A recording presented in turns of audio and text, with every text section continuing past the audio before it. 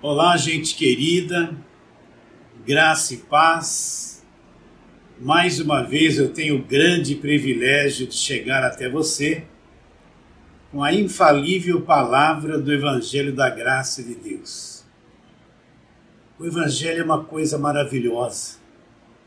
Quando nós passamos a entender o Evangelho, tudo se abre diante de nós.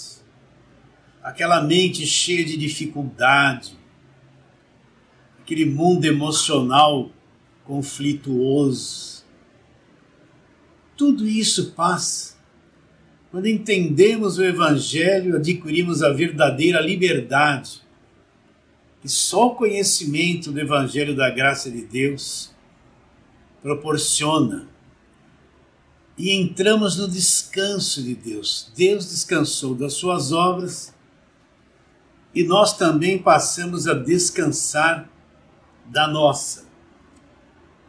Por isso que Paulo fala, quero abrir aqui em Romanos capítulo 1, Paulo diz no verso 26, nós repetimos isso aqui muito, ele diz: pois não me envergonho do Evangelho. Agora ele, de uma forma simples, ele fala o que é o Evangelho. Porque é o poder de Deus para a salvação de todo aquele que acredita. Então olha como Paulo via o Evangelho. Ele via o Evangelho como o poder de Deus. Nós que viemos do meio pentecostal, nós achávamos que o poder de Deus era tremer, gritar, dar glória alto, ficar tremendo, falando em línguas, entortar o corpo, sapatear, aquela coisa toda. Nós pensávamos que isso era o poder de Deus e hoje nós vemos que não é nada disso. Isso é só uma manifestação da carne, uma feitiçariazinha da carne. Agora Paulo fala que o Evangelho é o poder de Deus. E nós entendemos que esse poder chega a nós através do conhecimento do Evangelho. Esse poder não é algo que a carne sente, não é algo que a carne manifesta como calor, frio. Não é nada disso. Esse poder ele vem através do conhecimento.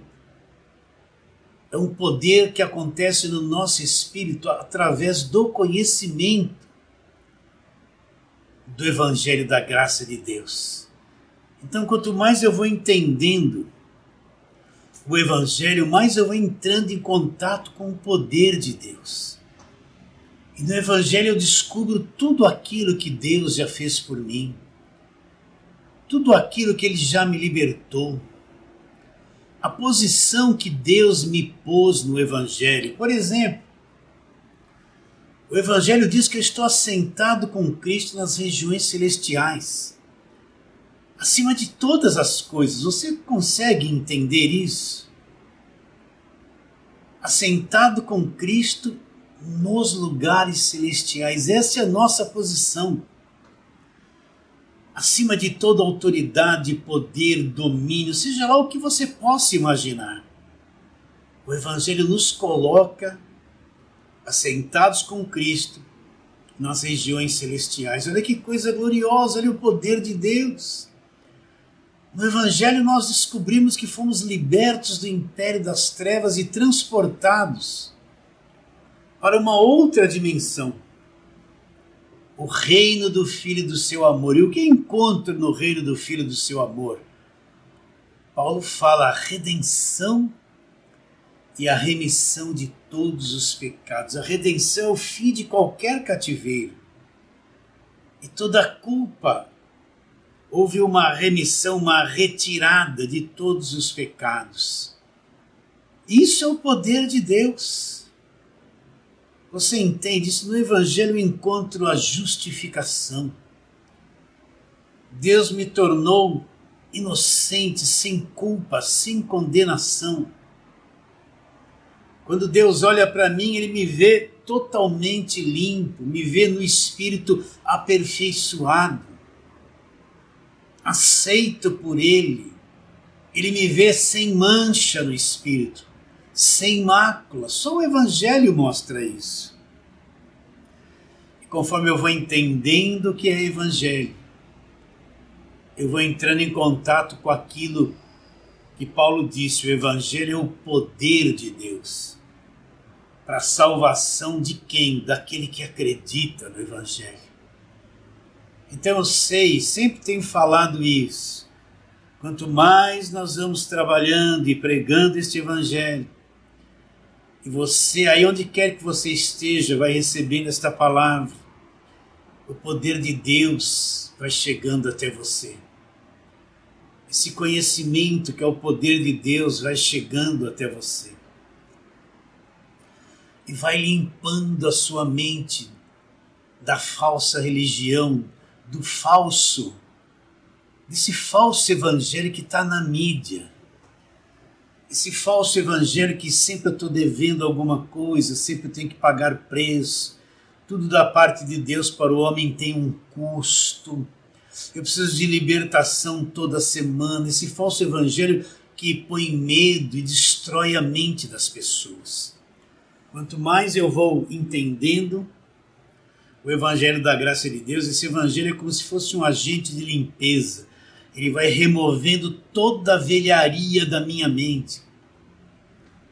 Todo ensino errado, todo hábito errado, toda forma de sutilezas, de prisões, de sofismas, de altivez, que se levanta contra o conhecimento de Deus.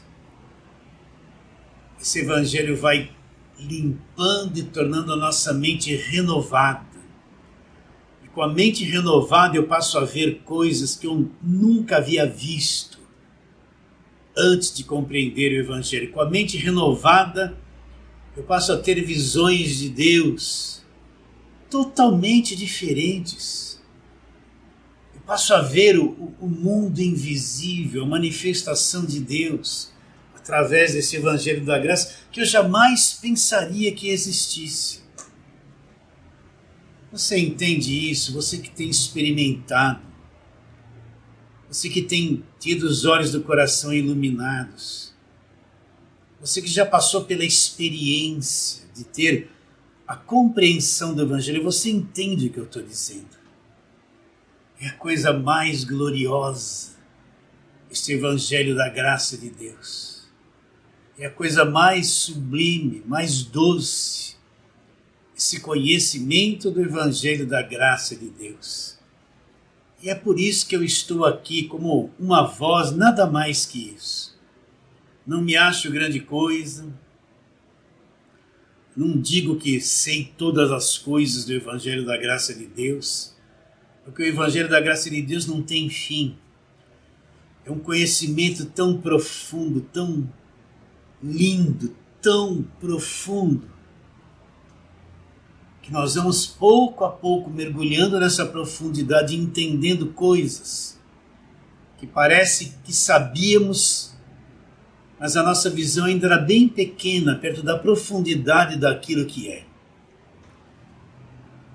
Então eu chego até você com um coração sincero, com uma profunda convicção de que você vai entender um pouquinho mais, que você vai comer estas palavras um pouquinho mais, de que a tua fé vai ser acrescida de conhecimento um pouquinho mais. E assim eu me torno colaborador, nada mais que isso, do teu crescimento espiritual. Mas vamos à palavra de hoje. Estou aqui com a Bíblia aberta. Como é bom poder dizer estou aqui com a Bíblia aberta, né? Em Gálatas. Gálatas capítulo 4. Nós estamos já há uns 2 meses ou mais só meditando na carta de Paulo aos Gálatas. E hoje vamos ler do verso 21 até o 31. Então preste muita atenção no que vamos ler e naquilo que vamos falar sobre este texto. Gálatas capítulo 4, verso 21. Paulo começa fazendo uma pergunta. Dizei-me vós os que quereis estar sob a lei. Acaso não ouvis a lei? Pois está escrito que Abraão teve 2 filhos, um da mulher escrava e outro da livre. O da escrava nasceu segundo a carne, o da livre mediante a promessa. Agora olha o verso 24 que ele diz: estas coisas são alegóricas, porque estas mulheres são 2 alianças. Uma pequena pausa. Então o que Paulo está dizendo? Abraão teve 2 filhos, um da escrava, que nasceu segundo a carne, e um filho da livre, que nasceu segundo a promessa. Ele teve essas 2 mulheres. A mulher escrava, que foi Agar, e Sara, que foi a livre. E ele está dizendo que estas mulheres são 2 alianças. Você entendeu claramente? Vou ler de novo. Estas coisas são alegóricas, porque estas mulheres são 2 alianças. Uma, na verdade, se refere ao Monte Sinai, que gera para a escravidão. Esta é Agar. Ora, Agar é o Monte Sinai na Arábia, corresponde a Jerusalém atual, que está a escravidão com seus filhos. Mas a Jerusalém lá de cima, Paulo fala uma Jerusalém lá de cima, é livre, a qual é nossa mãe. E no verso 28 ele diz: vós, porém, irmãos, sois filhos da promessa como Isaque. Como outrora o que nasceu segundo a carne perseguiu o que nasceu segundo o Espírito, também é agora. Contudo, que diz a Escritura: lança fora a escrava e seu filho, porque de modo algum o filho da escrava será herdeiro com o filho da livre. E assim, meus irmãos, somos filhos não da escrava. Nós somos filhos da promessa, somos filhos da livre. Então vamos àquela pergunta que você já deve estar cansado, né? Ou cansada de tanto me ouvir falar. Por que Paulo escreveu esta carta aos Gálatas? O que aconteceu com os Gálatas? Você já sabe que Paulo foi para a região da Galácia, fundou igrejas. E o que Paulo ensinou nessas igrejas? Paulo fazia campanha, nas cartas dele tem alguma instrução para fazermos campanhas, 7 dias disso, 7 dias daquilo, para alcançar alguma coisa de Deus? Não. Não tem nenhuma referência e Paulo nunca ensinou essas coisas. Paulo distribuía água do rio Jordão ungida para as pessoas prosperarem, se bebessem ou serem curadas de alguma enfermidade. Olha que Paulo vivia lá perto. Não. Paulo nunca distribuiu água ungida. Paulo dava alguma rosinha para alguém, dizia que é uma rosa ungida, que você leva a rosa para casa, deixa lá uns 7 dias, tudo é 7, né? Aí você leva para a igreja, essa rosa vai chupar todo o mal da tua casa, os demônios. Aí você pega o mal junto com a rosa, põe na bolsa, né, minha irmã? E leva para a igreja que o pastor vai queimar para ser liberta a tua casa de todo o mal. Paulo fazia isso? Não.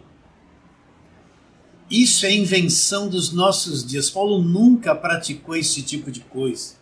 Paulo dava um montão de objetinhos dourados, chavinha para ter casa própria, tijolinho ungido para ter casa própria, aliancinha para fazer aliança com Deus, vassoura ungida para varrer o mal da tua casa.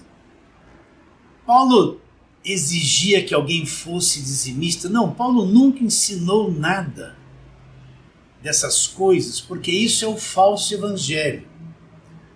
Toda a igreja que distribui coisas oradas, portadores de bênção, que se você levar para casa, vai fazer isso por você, vai fazer aquilo por você, vai te beneficiar. E para pegar essas coisas, você tem que dar aquela oferta, pegar aquele envelope.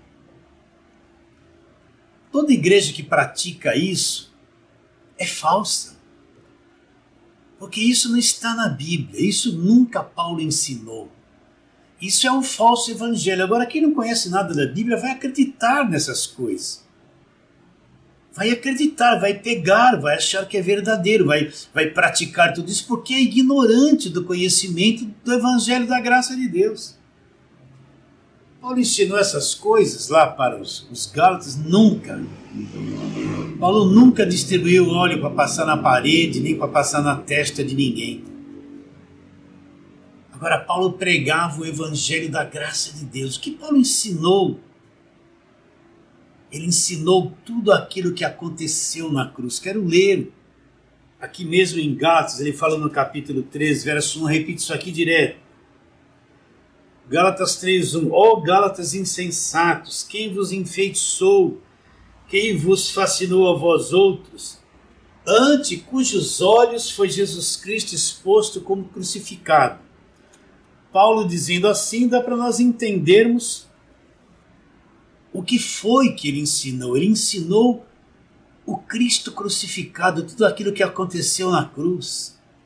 A morte do Senhor Jesus, o seu sangue derramado. A culpa do pecado caindo sobre ele, a condenação caindo sobre ele. Ele ensinou tudo que aconteceu na cruz, que o pecado foi condenado na carne de Jesus Cristo. O escrito de dívida que era contra nós, que constava de ordenanças, nos era prejudicial, Cristo removeu inteiramente esse escrito de dívida, que era a lei, encravando ele na cruz. Paulo expôs tudo que Cristo fez na cruz e mostrou a grandeza da graça de Deus, e ensinou sobre a graça de Deus aos Gálatas.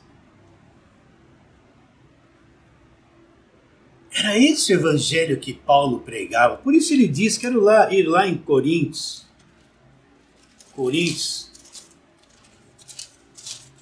capítulo de número 1, 1 Coríntios 1. Olha o que Paulo fala do Cristo crucificado. Certamente a palavra da cruz é loucura para os que se perdem. O que é a palavra da cruz? É o ensinamento de tudo aquilo que Cristo fez na cruz. Isso é a palavra da cruz, é uma exposição do que aconteceu, quais benefícios nós herdamos, o que Deus trouxe para nós quando Cristo morreu ali na cruz e foi o último sacrifício da lei, derramou ali o seu sangue, o sangue da nova aliança, da nova e eterna aliança. Então Paulo fala, a palavra da cruz é loucura para os que se perdem. Quem está perdido, não teve os olhos do coração iluminados? É loucura essa coisa de ensinar o que Jesus Cristo fez na cruz. Você pode ver que a maior parte das igrejas da televisão não pregam nada disso, elas só pregam voto, campanha, sacrifício, corrente, fogueira santa, templo de Salomão, essa mentiraiada toda. Eles não ensinam nada dessas coisas e crerem em coisa ungida e orada e dizer que você dá o dinheiro para eles, você vai ficar rico. Então Paulo fala, a palavra da cruz é loucura para os que se perdem. Mas para nós que somos salvos é poder de Deus. Verso 23, mas nós pregamos Cristo crucificado. Paulo pregava o Cristo crucificado? Paulo pregava o Cristo crucificado. Paulo não anulou o Cristo crucificado, dando glória só ao Cristo ressuscitado, não. Jesus teve 3 fases do ministério dele que todas são importantes. Ele nasceu como judeu, veio cumprir a lei, nasceu em carne, cumpriu a lei. A segunda fase, ele teve que se tornar o cordeiro e morrer na cruz, morrer e derramar o sangue dele. E a terceira fase, quando ele ressuscita e destrói a morte. Todas são importantes, nenhuma é melhor que a outra, é um conjunto de coisas e redunda no evangelho da graça de Deus. Mas nós pregamos Cristo crucificado. Olha lá, ele pregava Cristo crucificado? Pregava. Ele pregava a obra da cruz? Pregava. Ele pregava o Cristo que morreu na cruz? Pregava. Mas nós pregamos Cristo crucificado, escândalo para os judeus que viviam debaixo da lei, loucura para os gentios, mas para os que foram chamados. Você foi chamado? O que é ser um chamado? É quando a pessoa é trazida por Deus e entende o verdadeiro evangelho da graça de Deus, acorda. Ela pode ter vivido 20 anos debaixo do pentecostalismo, 30 anos, 15 anos fazendo campanha, achava que aquilo era verdade. Mas um dia ela ouve o evangelho da graça, ela acorda e se liberta de tudo isso, ela é um chamado. Mas para nós que fomos chamados, tanto judeus como gregos, pregamos Cristo crucificado. Aí o Paulo fala o que é o Cristo crucificado. Poder de Deus e sabedoria de Deus. Então, entenda isso. Primeiro ele fala que o Evangelho é o poder de Deus. Agora ele fala que o Cristo crucificado é poder de Deus e sabedoria de Deus. Então Paulo ensinou isso aos Gálatas. Ensinou a salvação pela graça, crendo no que Cristo fez. Porque pela graça sois salvos mediante a fé. Isto não vem de vós, é dom de Deus. Não vem de obras para que ninguém se glorie. Se eu for procurar esse ensino antes da cruz, não tem, porque tudo era por obras. Se eu for procurar a salvação pela graça antes da cruz, não existe, porque tudo era por obras. Mas depois da cruz, que Cristo morre e ressuscita, o Evangelho da graça de Deus é revelado ao apóstolo Paulo. Então aí nesta revelação, pela graça sois salvos mediante a fé. Isto não vem de vós, é dom de Deus, não vem de obras para que ninguém se glorie. Então para o homem é impossível, eu tenho falado isso aqui direto e não me canso. Para o homem é impossível salvar-se a si mesmo e manter a sua salvação. Não existe uma obra que o homem faça que Deus olhe e diga assim: olha meu filho, você fez esta boa obra, agora você tem o direito de ser salvo. Não precisa crer na cruz.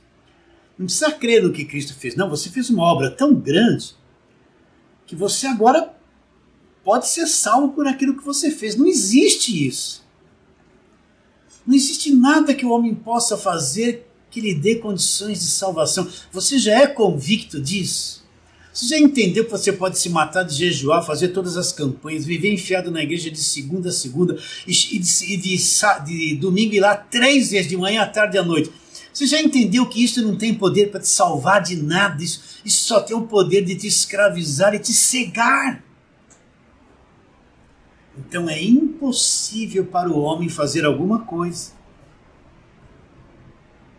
que lhe dê condições de salvação.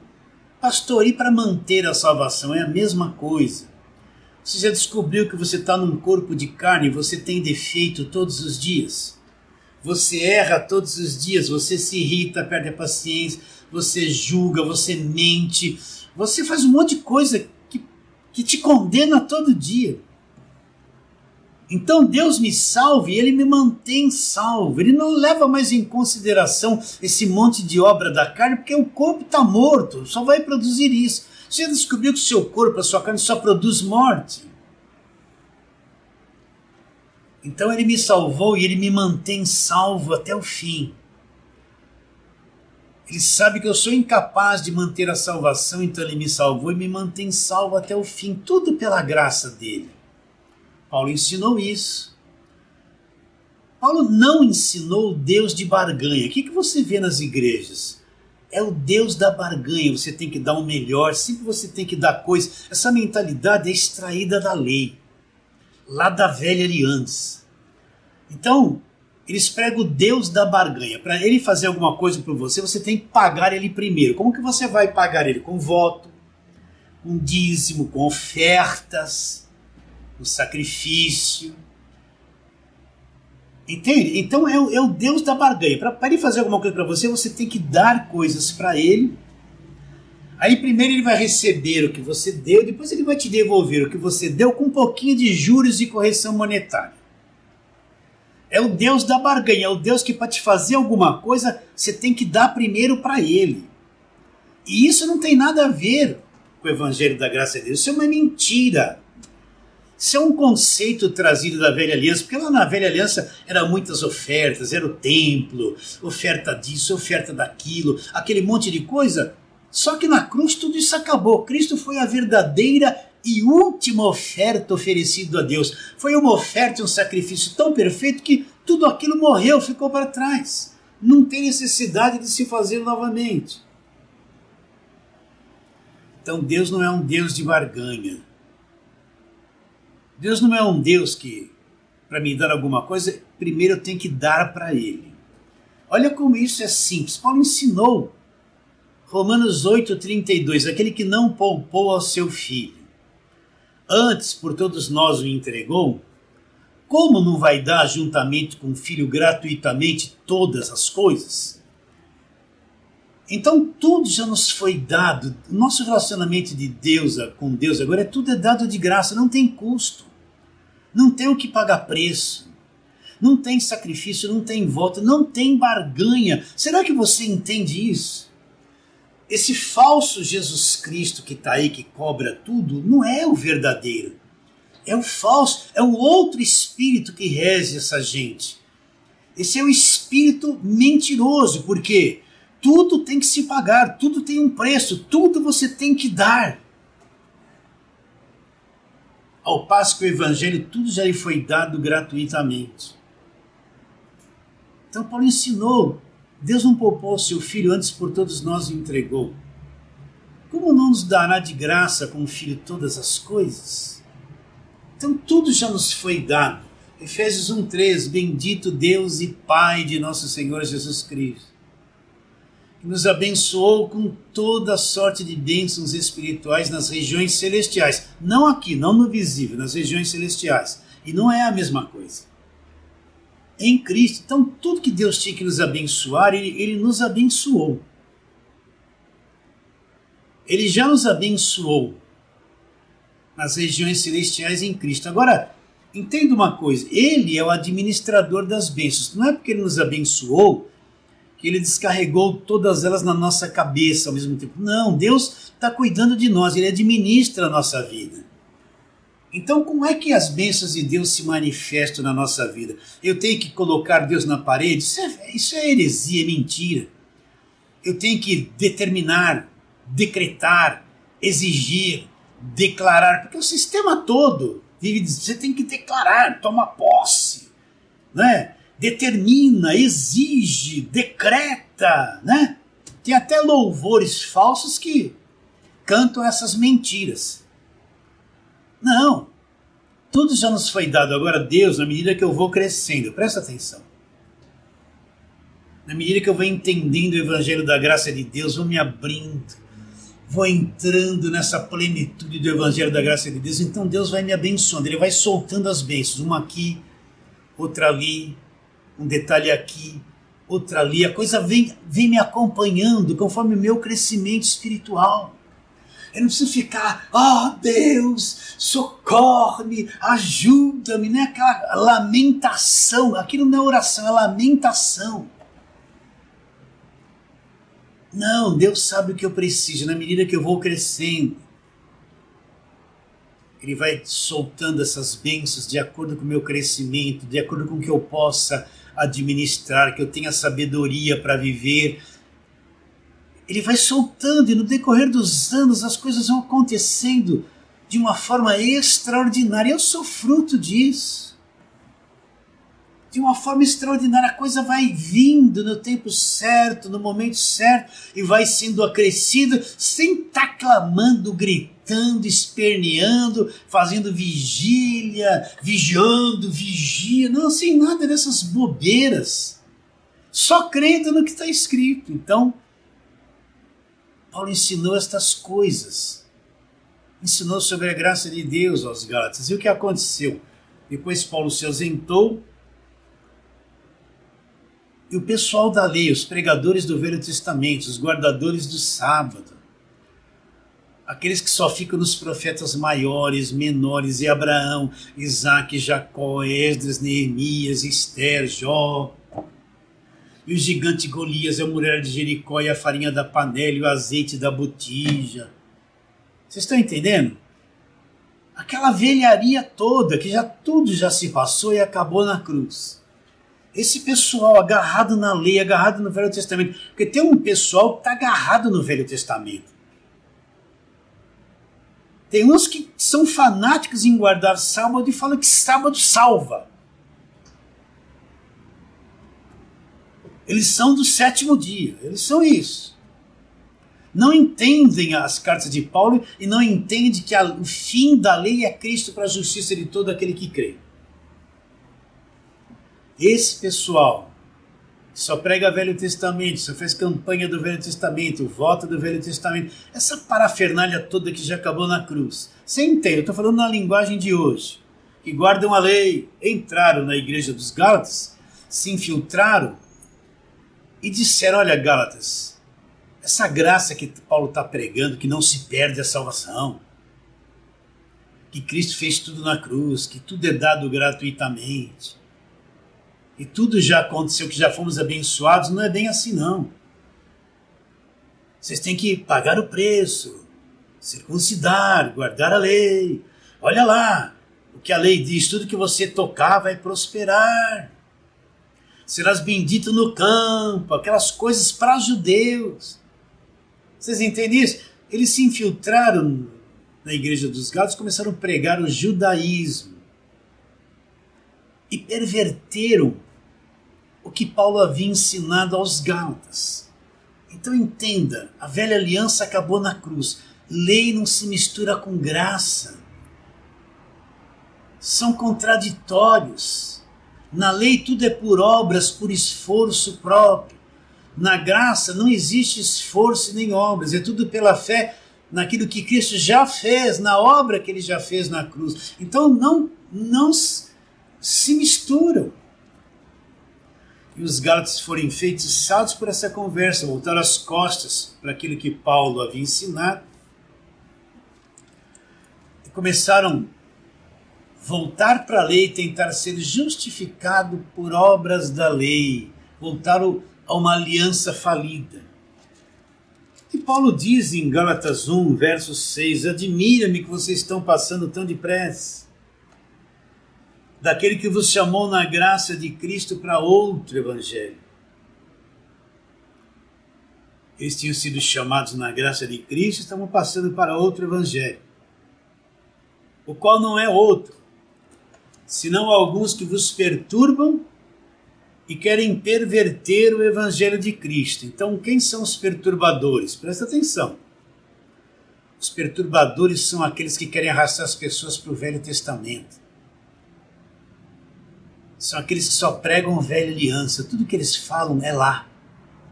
Eles não passam pela cruz. Eles ficam ali, ó. Mateus, Marcos, Lucas e João é assim, mulher do fluxo de sangue, a cura do leproso, essa casta de demônios, a oferta da viúva pobre, não é? Olha, a tempestade em alto mar, olha, assim está a tua vida, mas Jesus vai acalmar, aceita Jesus hoje que vai acalmar a tempestade, são os seus problemas, Jesus vai acalmar, né? Eles vão cantar, né? Não vou nem cantar aqui, vai, essa música do barquinho de Jesus de Nazaré. No meu barquinho está Jesus de Nazaré. Vocês estão entendendo? Eles veem Mateus, Marcos e João, eles falam do demônio, da mulher do fluxo de sangue, da oferta da viúva pobre, da multiplicação do pão, da cura do leproso, Zaqueu publicano, a cura do cego de Jericó, né? Eles vão do jejum. E depois eles voltam para o Velho Testamento, eles não passam pela cruz, eles não vão adiante para as cartas de Paulo, eles nem leem quase as cartas de Paulo. Quando chegam lá num versículo, eles leem, nem entendem, volta rapidinho para a velha aliança. Esses são os perturbadores. Agora presta muita atenção. Todas as pessoas que estão debaixo desses ensinos de igrejas assim, eles são perturbados, tudo é guerra, tudo é batalha, tudo tem inimigo. Tudo o diabo está ao teu redor, você precisa fazer quebra de maldição. A pior coisa que entrou na igreja nos anos 80, 90 foi essa maldita doutrina e todo mundo está debaixo de maldição. Tudo crente debaixo de maldição. Precisa quebrar uma tal de maldição. O que Cristo fez na cruz não quebrou maldição nenhuma, você que tem que quebrar. E aí vem fazer regressão. E aí vem esses ministérios de batalha espiritual, e, né, cheia de superstições, a etiqueta daquela roupa tem demônio, aquele boneco tem um demônio, aquela empresa não compra produto e de lá porque o dono fez um pacto com o diabo. Vem uma superstição, uma névoa de superstição tão pesada nesses anos, década de 80 e 90, que acabou com a cabeça de muita gente na igreja. Tudo mentira.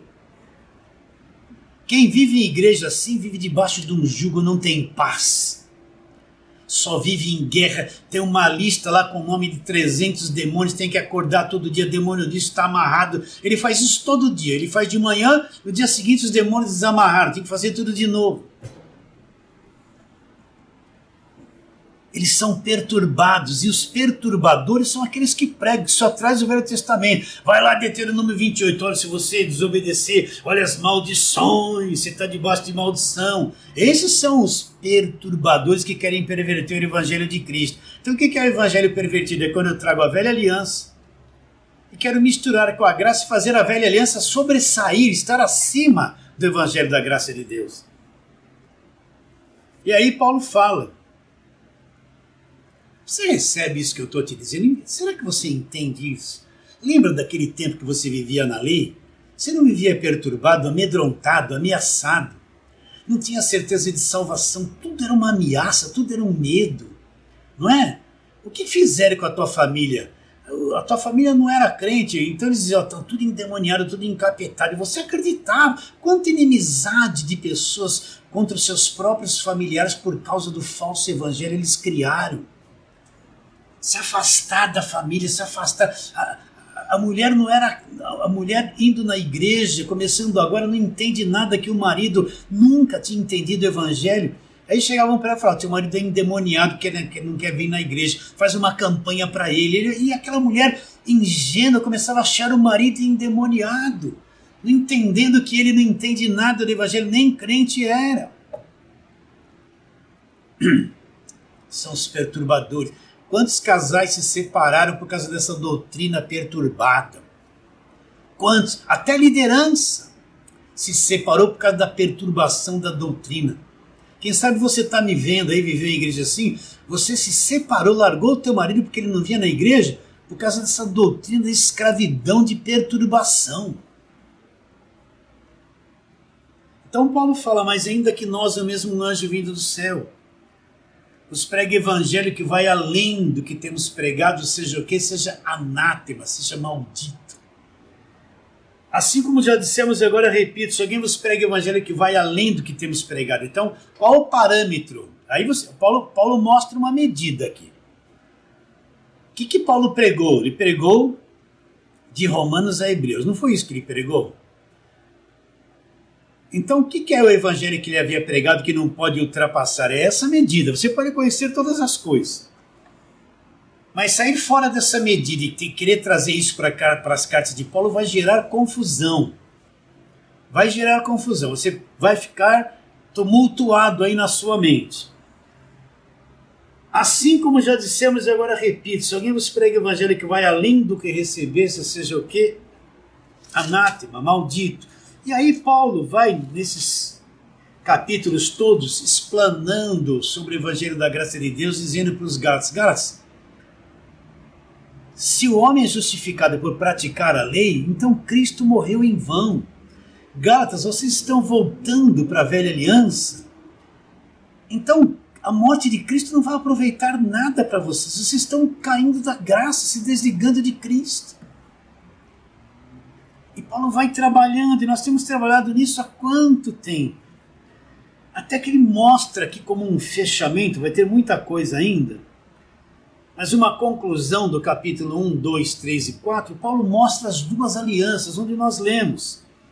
Ele diz no verso 21, está fazendo uma pergunta para aqueles que querem estar sob a lei, debaixo da lei, você está entendendo? É uma pergunta que ecoa até os dias de hoje, como se ele perguntasse, vocês igrejas que só pregam o Velho Testamento, que só praticam o Velho Testamento, é para vocês que eu estou perguntando isso. Aí ele diz, dizei-me vós os que quereis estar sob a lei, vocês não ouvem a lei? Pois está escrito que Abraão teve 2 filhos, presta atenção, Abraão teve 2 filhos, com 2 mulheres diferentes, olha lá. Um da mulher escrava e outro da mulher livre. Quem era escrava? Era Agar. Quem era livre? Era Sara. Então ele teve 2 filhos, um da mulher escrava e um da livre. Agora, como é que esses filhos nasceram? Esses 2 filhos, cada um nasceu em condições diferentes. Presta atenção para você entender as duas alianças. O da escrava nasceu segundo a carne. Então, Essa mulher que Abraão teve, que foi escrava, que ele gerou um filho nela, esse filho foi gerado segundo a carne. O outro que ele teve, que foi Isaac, que Sara gerou, este foi o verdadeiro filho da promessa. Nasceu de acordo com a promessa. Então Abraão teve duas mulheres. Olha como é simples isso.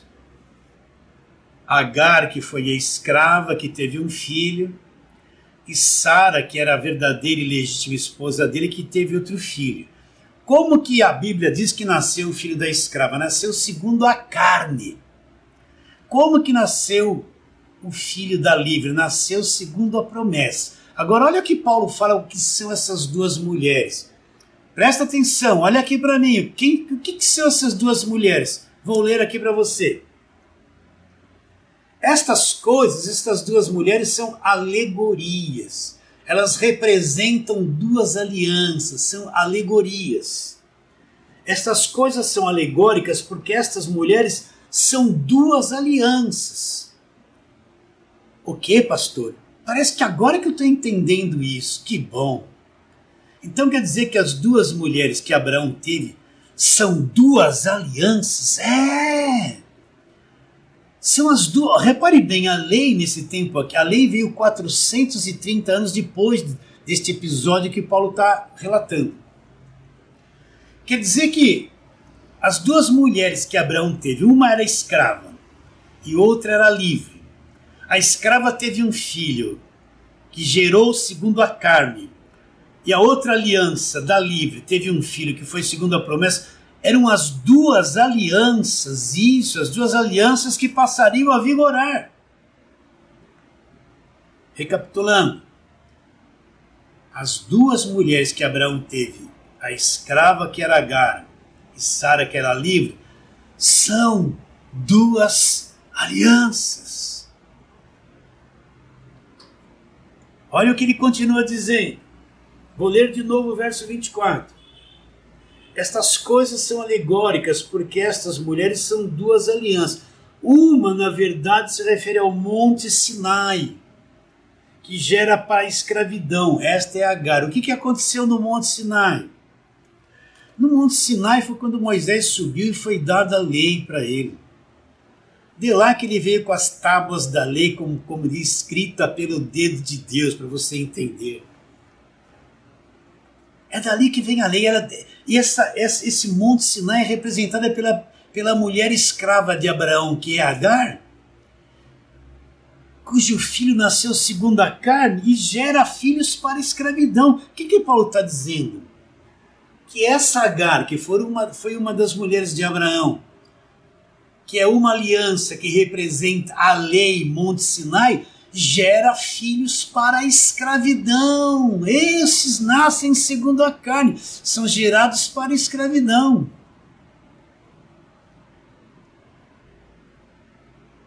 Ora, Agar é o Monte Sinai, na Arábia corresponde a Jerusalém atual, que está em escravidão com seus filhos.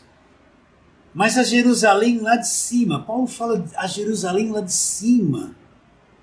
Está escrito aqui, então é verdade. É a livre, a qual é a nossa mãe. Então quem era livre? Era Sara. Como é que Sara teve o filho? Baseado na promessa. Então nós somos os filhos da promessa. Agar teve filhos, ela representa o Monte Sinai, onde foi dada a lei, representa a primeira aliança, que é a lei, e gera filhos para a escravidão. Sara representa a nova aliança, a graça de Deus, que gera filhos segundo a promessa para a liberdade. Está bem claro isso no seu entendimento? Eu não estou inventando, não está escrito aqui. Está escrito ou não está escrito? Então você, minha irmã, que está começando agora no Evangelho da Graça de Deus, vamos supor que você estivesse aqui na minha frente. Você está na minha frente, mas não como eu vou dizer agora. Sentadinha aqui, você, pastor, levantava a mão. Então quer dizer que as duas mulheres que Abraão teve, Sara e Agar, eram duas alianças com significados diferentes? Muito bem, eu iria responder para você. Sim, não é? Então a escrava significa a lei, a primeira aliança que foi dada no Monte Sinai. E aquilo que foi dado no Monte Sinai gera filhos para a escravidão. Exatamente isso, é a lei. Gera filhos para quê? Para a escravidão. Então, todos quantos estão debaixo da lei foram gerados e estão em escravidão. A irmã continuaria dizendo.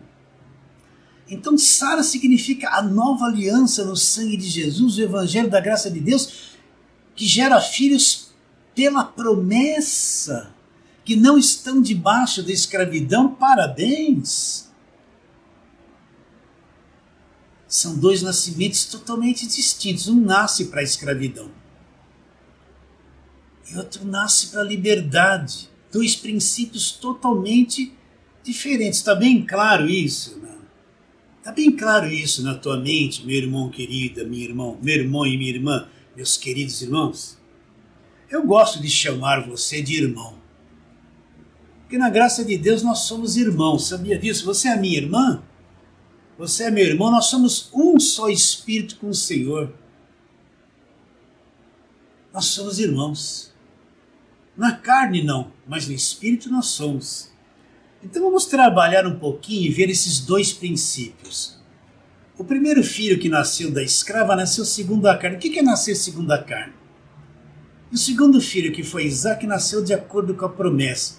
O que é esse nascimento segundo a promessa?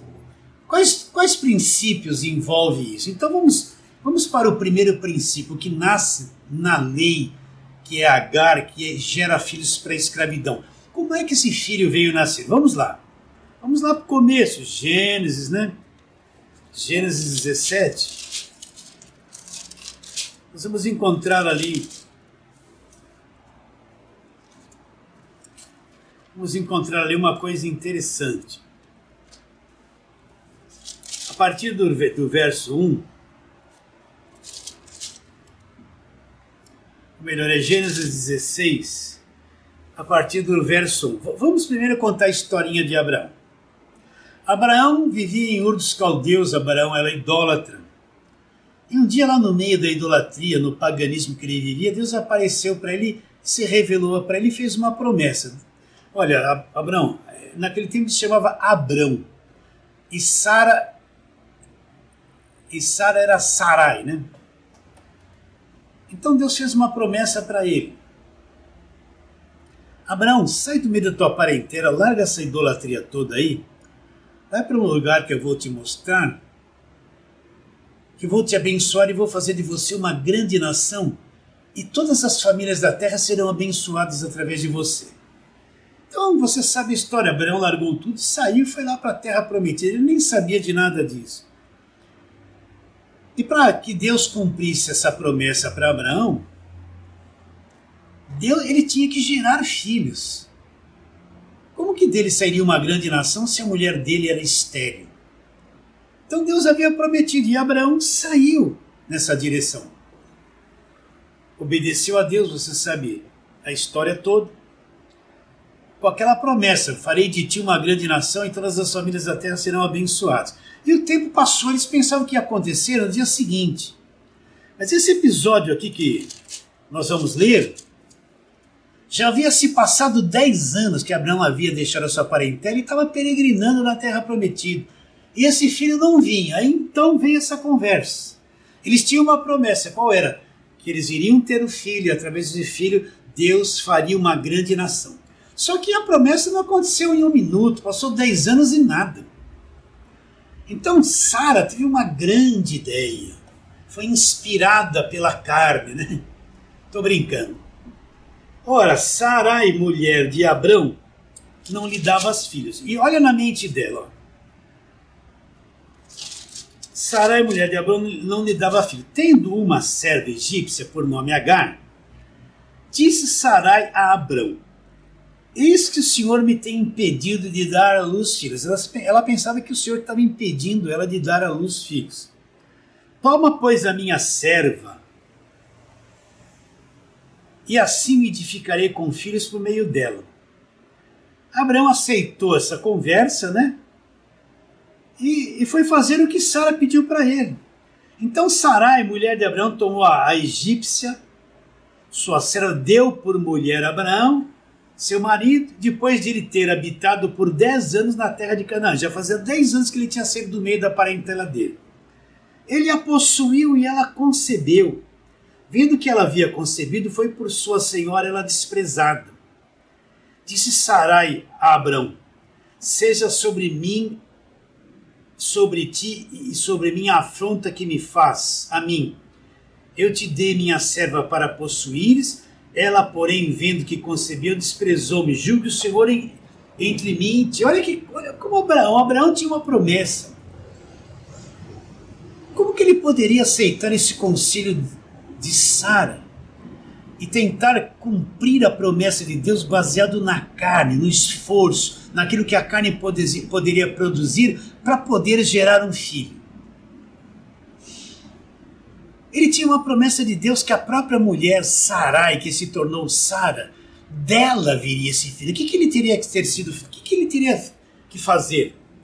Não, mulher, Deus prometeu que nós vamos ter um filho de ti e é isso que vai acontecer. Mas, no entanto, ele também, você vê que ele estava meio fraco na fé. Aceitou o conselho de Sara e possuiu a escrava e gerou um filho dela. Ele fazendo assim, eu quero que você entenda esse princípio da lei. Qual é o princípio da lei? O princípio da lei é produzir as coisas por esforço próprio, pela força da carne, pela força do braço. Por isso que está lá em Jeremias, se não me engano. Maldito homem que confia no homem e faz o seu braço mortal a sua força. Qual é o princípio da lei? É o homem tentar agradar a Deus e tentar ser salvo por esforço próprio, pela força da carne, por aquilo que a carne produz, por aquilo que a carne pode fazer, por aquilo que a carne é capaz de fazer. Por que esse filho nasceu segundo a carne, não segundo a promessa? Esse é o princípio da lei. Qual é o princípio da lei? Vou repetir. É o esforço do homem na carne tentando produzir as coisas que só Deus pode fazer. Então, Abraão teve o filho, mas pelo esforço da carne, por um modo que não era de Deus.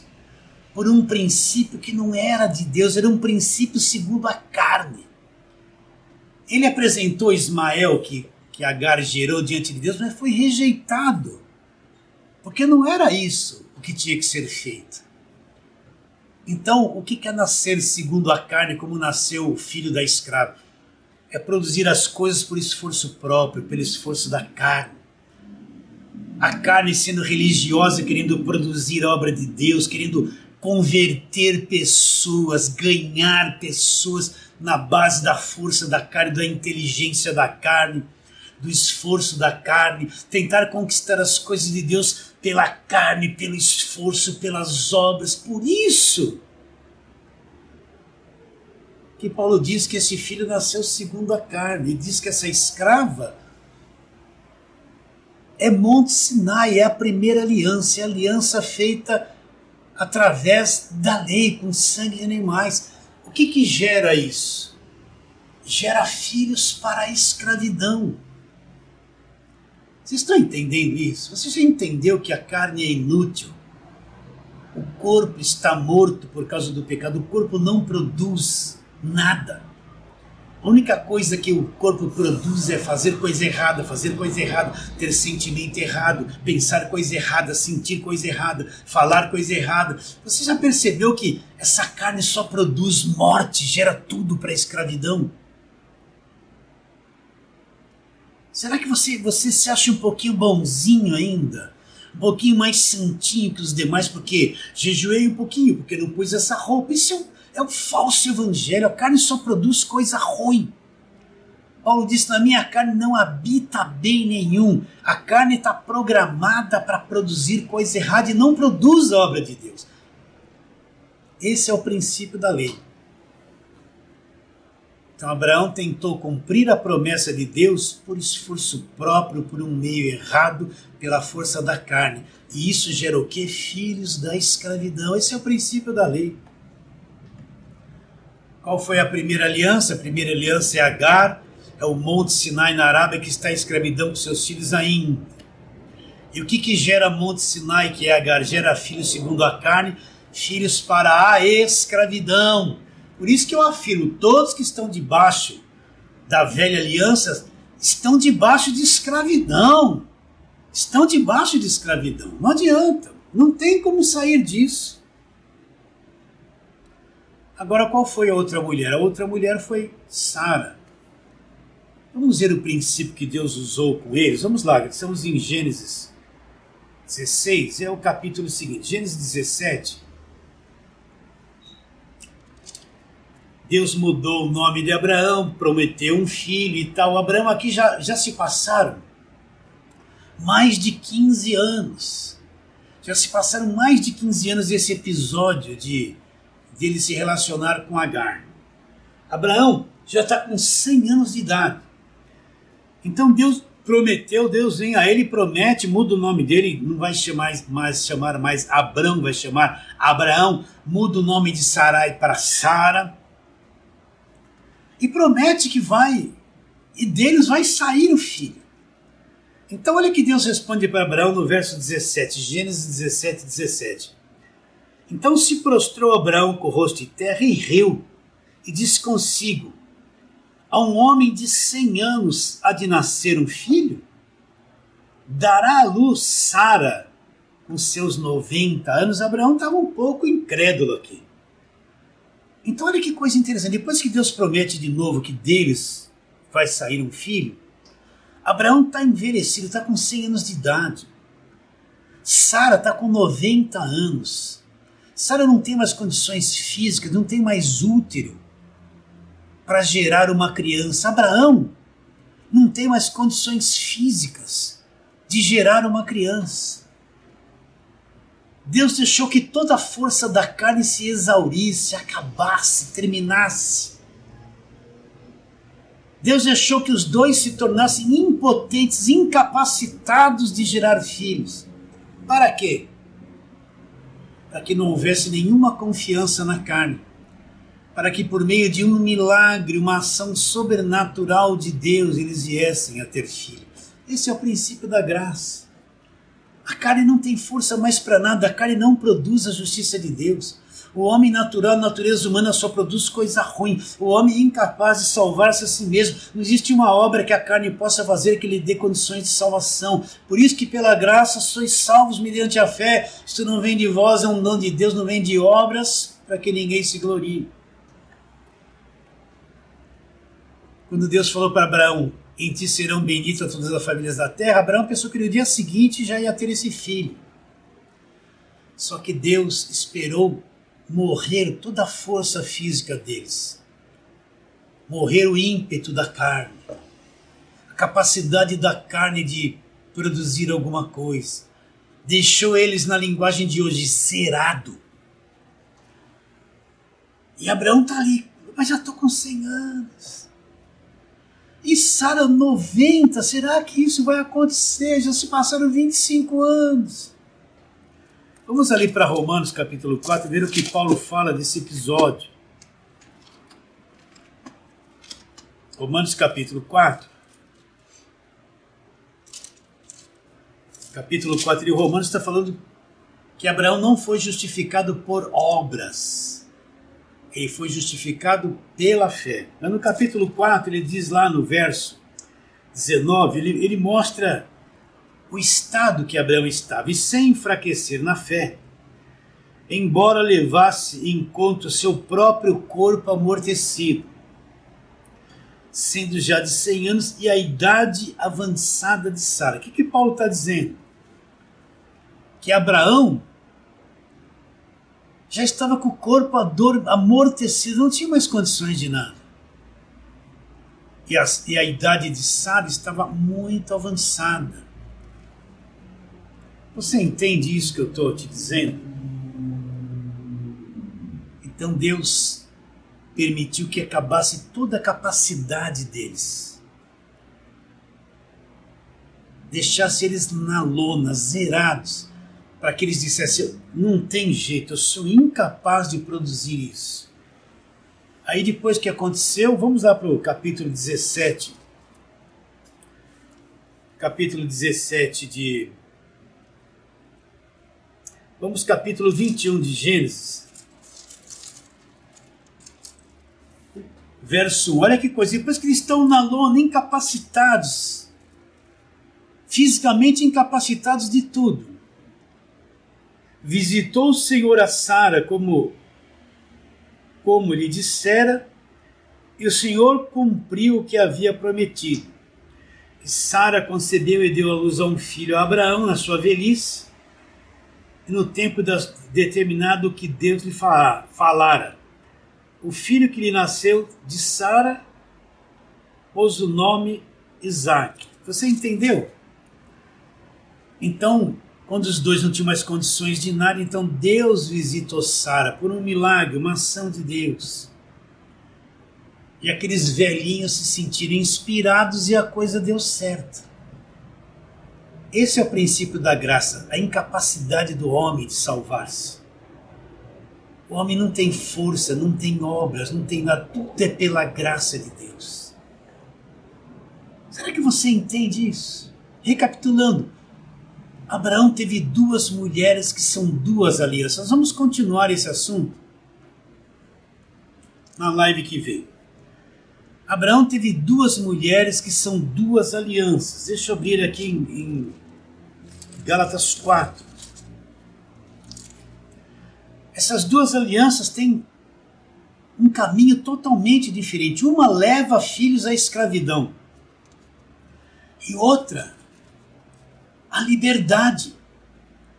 Então, a primeira mulher que gerou filhos foi Agar, a escrava, gerou filhos na base da força da carne. Abraão tentando cumprir a promessa de Deus por esforço próprio. Essa é Agar, é o Monte Sinai na Arábia, onde foi dada a lei, gera filhos para a escravidão. Foi a primeira aliança. Então o que a primeira aliança gera? Filhos para a escravidão. Qual é o princípio da primeira aliança, simbolizada por Agar, que é a escrava? É as obras, é o esforço da carne.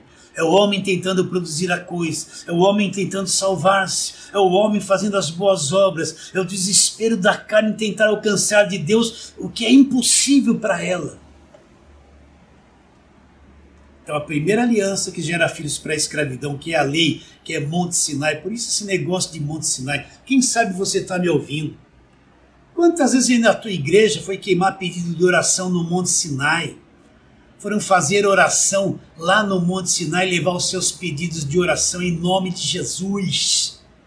Quantas vezes levar os seus pedidos de oração para a escravidão, iam lá naquele lugar, ó Deus, invocar escravidão, porque Monte Sinai na Arábia é Agar, gera filhos para a escravidão. E você fez isso e deu tudo que tinha lá. Na cegueira santa. Será que você entende o que eu estou dizendo? E qual outra mulher que Abraão teve foi Sara. Ela significa a nova aliança no sangue de Jesus. Ela significa a graça de Deus, o evangelho da graça de Deus. E como é que Isaque nasceu? Eles não tinham forças para nada. Mas por uma ação de Deus, um milagre de Deus, eles geraram Isaque. Esse é o princípio da nova aliança. A carne não tem força para nada. Mas é Deus que faz a obra. É Deus que realiza a obra. É Deus que faz tudo. É Deus que nos gera os filhos da promessa. Porque pela graça sois salvos mediante a fé. Isso não vem de vós, é um dom de Deus, não vem de obras para que ninguém se glorie. A primeira aliança, lei, filhos de escravidão. A segunda aliança, o evangelho da graça, filhos da liberdade. Filhos por adoção. Filhos reconciliados, herdeiros de Deus. Você entende isso que nós estamos falando, meu irmão querido, minha irmã querida? Espero que sim. E na próxima live nós vamos dar continuidade nesse mesmo texto, abordando outras palavras que estão no Evangelho da Graça de Deus. Foi muito bom estar com você. Oh, irmã preciosa, é muito bom estar com você. Meu irmão amado, é bom estar com você. É muito bom. E assim vou me despedindo e declarando com toda a força do meu coração, afirmando que a tua vida vale mais que o mundo inteiro.